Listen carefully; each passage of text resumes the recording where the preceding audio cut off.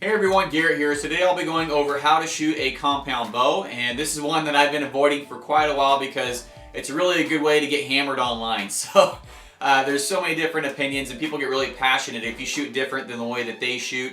Sometimes that causes a little bit of friction, but with the amount of questions that I've got on this and some recent inquiries on it, I wanted to come out, bite the bullet, and give my thoughts on how to shoot a compound bow. So with anything, there's good basic foundational principles that you need to have in order to be good at anything. That's no different with archery.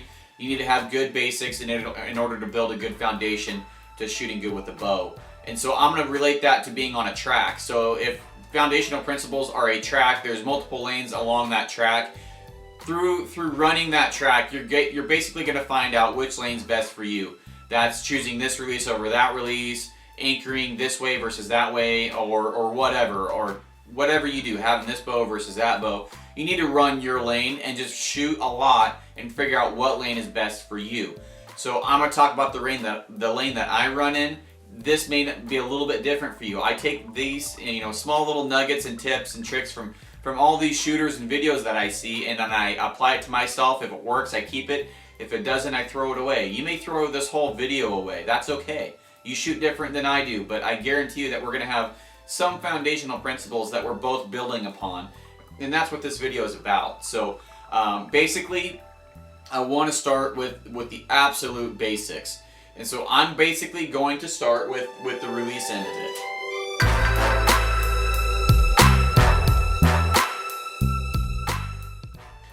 I'm going to start with, I think, the most important part of your shot process. I was actually talking to the local pro today, and he was right on the same page as me.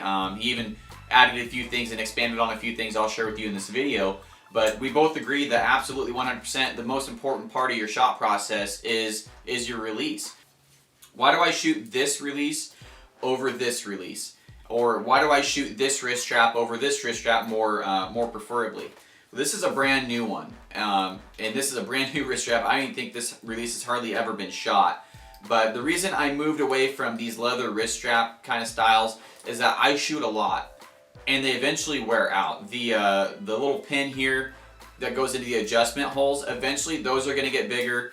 This is going to wear out a little bit. Once you get sweaty, it starts to fall down your wrist. You have to cinch it tighter, and you just lose consistency. Again, there's that word, consistency. You're going to lose that with really a Velcro one or a belt buckle one. So I quit shooting those. I'm going to throw that over there. I started shooting the True Glow Boa, and I have these on all my releases that are trigger releases or caliper releases. I have these on all my releases because I can cinch this thing down, and even when I do get sweaty, I can even cinch it down a little bit tighter immediately and recognize that. But I put it right here above the ball on my wrist. That's just where I like to have it because it stays there way better, and I can pull as hard as I want. It's not going to go anywhere. But say if I start to get sweaty and it starts working its way down, put it back above that ball if I have to, couple extra clicks, and it's not going anywhere. I can shoot a couple hundred shots, hot degree weather, and I still will get really good consistency with the wrist placement on this. That's very important because the farther your wrist strap goes down towards your hand, the farther basically you're making your draw length, and the farther you're pulling that away from your fingers. So there's a reason I shoot the short and sweet. And this is by True Ball. It's the short and sweet. They have a short and sweeter now. It's a different version, but basically I shoot this one because I can bring this up in my hand. And so when I'm shooting it, basically what you're seeing me is going like this and wrapping my fingers around. So my trigger's actually right here rather than having to shoot it way out here. You'll see a lot of folks, here, grab this. You'll see a lot of folks shooting, and you can just Google it on YouTube, just anybody shooting, they'll go like this. That's not good. You don't want to be doing that. Or they'll bring all their fingers in, and they'll kind of like do this flipper motion. That's not good as well. You'll have some guys that actually, they go like this, and then, they kind of have their finger like that, or the tip of the finger like that. That's better, but just see that, and then they just go like that. That's better, but however, you're using the tip of your finger, and it's just the urge to just punch that trigger is going to be there. You're going to be fighting that all the time. So what I did, and I learned this from a guy, another professional guy that I really respect his opinion on. I've been doing this for a couple years now. Is I bring it back, and basically I bring all my hand in, Keep in mind my index knuckle is right here in the like the soft point behind your jaw where it curls up and below your earlobe, because that's just kind of locks in place there. And then basically I'm bringing all of these fingers together. I'm slowly making a fist, and I'm putting pressure on it slightly, making a fist, and I'm pulling through with my shoulder until it goes off. And you can see how it kind of went back there. That's what you want. You really honestly don't want to know exactly when your release is going off, because then you're going to start having brain farts. Your muscles are going to start having brain farts. You're going to start expecting the shot, twitching, or punching the shot, and that's just not good. That's going to prevent you. Can you shoot good doing that? Yeah, you can shoot good doing that, but you're limiting yourself, and you're going to have less consistency and duplication out of that, because you can't expect your muscles to spasm every time in the same fashion. You're just expecting the shot, and that's not good. So if you're just pulling through the shot, waiting for that shot to go off, you're on target, and then finally it goes off, you're going to be able to duplicate that. But you can't really duplicate brain farts. That's not going to happen. So that's why I shoot this release. And that's really important, because there's a lot of releases out there, caliper releases particularly. Those are the ones that go like this, that you have to really reach for it. And that's preventing you from the get-go of having good archery principles that are going to allow you to be better shot later on. So that's why I choose this release. There's really a reason why I do everything with it. So, well, actually, we'll keep talking about the anchor.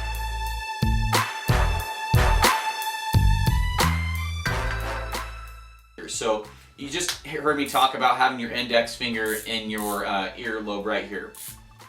Well, that's the way that I do it. That's the way that I see most people teaching it.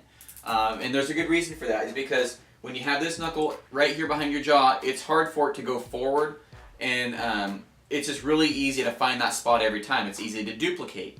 Well, if you have this on your jaw, you can see I have my hand pressed against it. You can see the skin moving all over. The outside of your jaw here, that's just really hard to duplicate the same spot over and over and over again. But if you bring it back here, it kind of locks in place. And that's why you see a lot of shooters using the back of their jawbone right here, or you see them splitting fingers and doing that. That's why you see a lot of guys doing that, because they can duplicate that. It kind of locks it in place and everything. So what I do is I have my knuckle here. A lot of times I'll put my thumb right down here, because I know that's just another little anchor spot for me. So I know that my hand position's in the same spot every time, the angle of it. And I'm just trying to find the most duplicatable shot that I can do. And that's why I do that. So here's what my actual shot looks like. So I draw straight back, and then I'm pulling through with my shoulder blades the whole time. And I'm currently tightening my hand, making a fist, but you probably can't see that. There. And you can see that my arm went back and my shoulders kind of came together, and I got that good separation. So that is, that's really what you're looking for, in my opinion. Now, some guys shoot different. Some guys will look like this when they shoot, and I already went over that, but some guys will look like that. They really wrap that finger around that. Is there anything wrong with that? No. That works for them. That's great. That works for them. You know, Cameron Haynes has his thumb behind his neck. That works for him. He's a good shot. So there's just things that you can do where if it works for you, do it. But make sure it's duplicatable and you can be consistent with it. So from there, we're going to start actually going into some different aspects. So I covered your release. I covered your anchor. Now what I'm going to do is I'm going to cover your grip.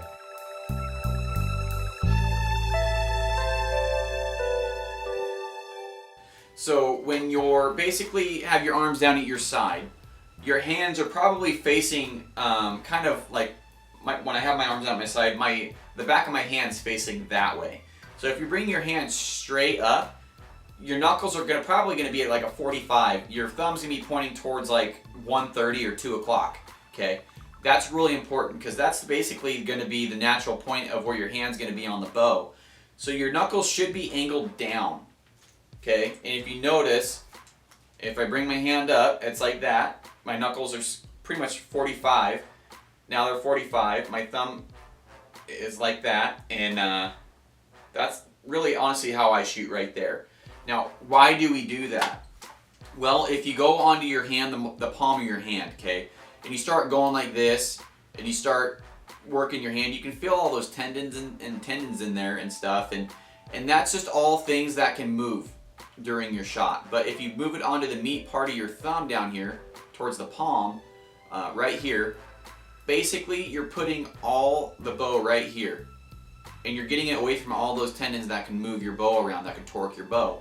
You're getting it from a very inconsistent spot to a very consistent spot. I can move all my fingers and go like this, and I won't feel anything over here, but if I do that, I can feel all sorts of things moving. So that's just gonna help you there.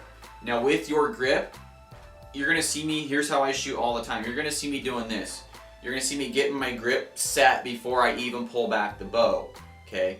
What am I doing? I'm making sure that my grip isn't changing once I'm at full draw. And then once I'm at full draw, you don't want to be doing this. You don't want to be moving your hand around. You don't want to be changing your grip, because that's just not duplicatable. That's going to ruin your consistency. So you need to find a place that you can remember. Again, 45 degrees on your knuckles is good principles. Having it over here on the, basically on this line that goes down your hand. Everybody should have this line right here. You should be on that side, the thumb side of this line going down your palm. And that's gonna keep it on the good side of your hand for your grip. And basically what I do, you see some guys going like this, some guys going like this, some guys going like this, some guys are going like that. Just relax your hand. And I lay 2 fingers on my riser. That's just the way that I do it. Some guys go like this because they don't want to grip their bow at all. And some guys connect their thumb and their index finger. That's fine. These are different lanes that I'm talking about. Here's my lane right here. That's my lane. That's usually what my fingers look like when I shoot my bow.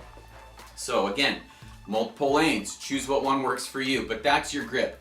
So your grip really needs to be consistent. If you don't have a consistent grip, you're going to be pulling arrows which way or others, and you're never going to know really why. But I guarantee you a lot of bad shots can come down to the anchor, and it can come down to the grip, or putting too much pressure on it, or putting too much heel into the bow, or putting too much thumb pressure on under the riser, whatever it may be. A lot of that is just due to the grip. And when you do shoot your bow, you should have a wrist strap going around your from your riser over your wrist here. A lot of guys already have that, but that's more for mental, so you're not gripping your bow on the shot. It should just honestly, well, you can't do it with the Acco bow because it has too much recoil. You have to kind of grip it. But that's basically the grip aspect of my shot. From there, one thing I do also want to talk about before I move on that I forgot about the anchor, now that I think about it, is a lot of guys, you can see when they anchor, they push their string into their face in order to get their anchor down. You don't want your string smushing into your face like that, because that's going to move your string around your face and it's going to throw your arrows off downrange. Now, again, if you do that consistently, you probably won't have any problems. But if you can't seem to just group and you're just smushing your face like this, and you just really putting that string into your face, that's not what you want. You want as little contact with the string as possible on the shot, so the string can do the same thing every time. Again, you're going to have to put that same pressure on your face every time if you're doing that, and that's just one more thing that can go wrong. So I almost forgot to cover that. So we've got the grip, we've got the release, we've got the anchor, and now we're going to talk about aligning your peep to your housing.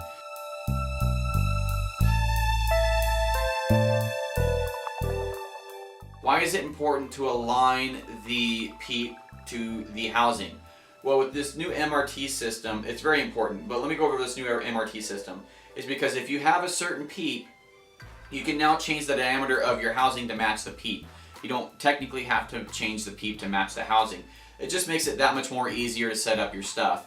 Also, in low light versus high light conditions, the visibility through your peep will change, and having an MRT system will help with that as well. But basically what you're doing is you're aligning the circumference of the peep with the circumference of the housing. Now I use the middle size one, and basically I can see these rings. My peep goes to about right here, and so I can see exactly where I'm aligning on that thing, and I really do like that. It really does help me out.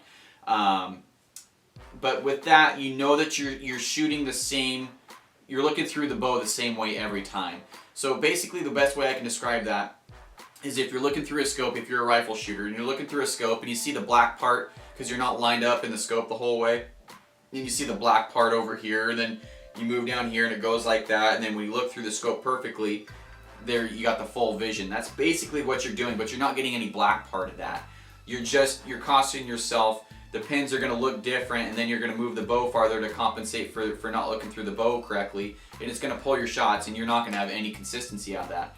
So that's why we have peeps, and that's why we have housings with the rings on them, is because you want to align that. If you're not doing that, start doing it immediately. That's one thing that I can tell you for sure that you do need to do, is align that with your housing. And if that doesn't work, you need to change peeps, or if you have the MRT system, adjust the MRT system. These rings here, what do I mean by that? These rings here to match whatever circumference that is over there. And that's why I really like the MRTs on these things. That's a really good idea by them. You do have other sites out there like the IQ sites that have the retina lock or the retina technology, where it has that little bead, and it's basically, it just shows you if it's centered, that you're centered on the bow, and that does help with consistency as well. One thing that I do look for in a sight, by the way, is a bubble. And you need a bubble on your sight. If you don't have a bubble on your sight, save up, pinch your pennies, please get one as soon as you can. You need a bubble on your sight, because that will cost you accuracy, and it will cost you, you will probably wound it if you hunt up and down steep hills and stuff. You will eventually wound an animal because you weren't paying attention to your bubble. Eventually that will happen. I use my bubble literally, no exaggeration, every single shot, and all the good shots that I know that use their bubble, they use it every shot.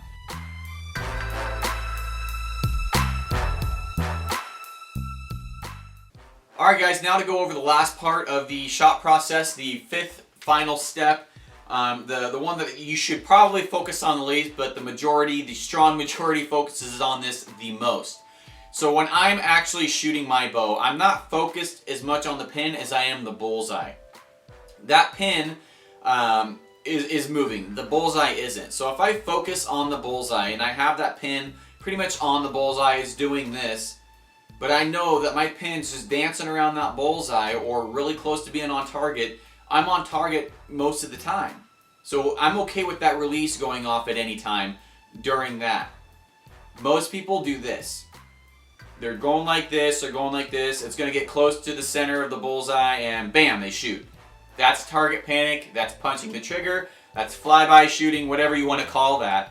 That's going to limit you and your potential and prevent you from being the best shot that you're going to be, okay? But that is what the very strong majority of shooters are doing out there. Do I struggle with that? Yeah, I struggle with that all the time. I'm guilty of that. I work on it constantly, so I don't do it very often. Typically when I start getting tired and I'm just not steady at all, and I just start trying to rhythm shoot it or whatever you want to call it. I think anybody with the release, like the wrist style releases, they're going to do that to a certain extent, whether they want to admit it or not. So here's how you recognize if they are doing it. If they're doing it and they're at full draw, and then they shoot their bow, but nothing happens right here. They just go like this, and their bow goes off, and their arm doesn't come back at all, or there's no movement right here. You can tell that they're anticipating the shot because their muscles are tensing up for it. Their muscles are expecting it. But when your muscles aren't expecting it, like when I'm using that hinge release, it's really easy to see. I get that good separation, and it comes straight back, and then your shoulders come together, your elbow comes back, and that's how you know somebody's not expecting that shot, and they're having a good shot execution.